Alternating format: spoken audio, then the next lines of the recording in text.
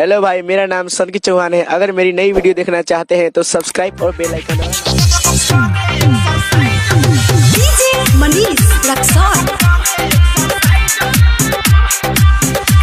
जब जब हम नैहर जाई ओकरा धले वेला बाई मेहरी के कमी खले ना कर लेवे कम्प्रोमाइज।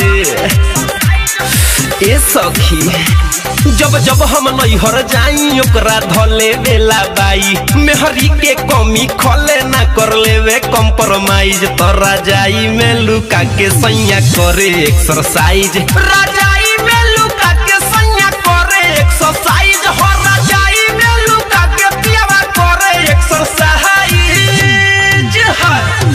डीजे मनीष रक्सौल, आप सुन रहे हैं अमित पटेल की आवाज में। हाय मेहरी के बकरा अखड़ा में करता जियान रे, हटा कटा बाटे उ तो जैसे पहलवान रे, हटा कटा बाटे उ तो जैसे पहलवान रे। घटतावे वजन ओकर बढ़तावे साइज, घटतावे वजन ओकर बढ़तावे साइज।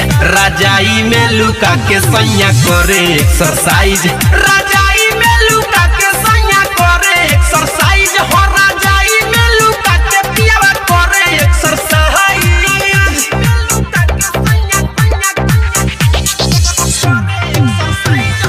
डीजे मनीष रक्सौल,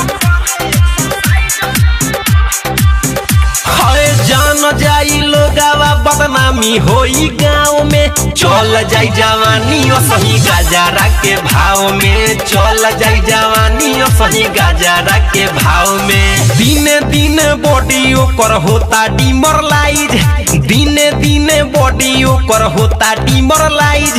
राजाई में लुका के सैया करे एक्सरसाइज, राजाई में लुका के सैया करे एक्सरसाइज, हो राजाई में लुका के पियावा करे एक्सरसाइज।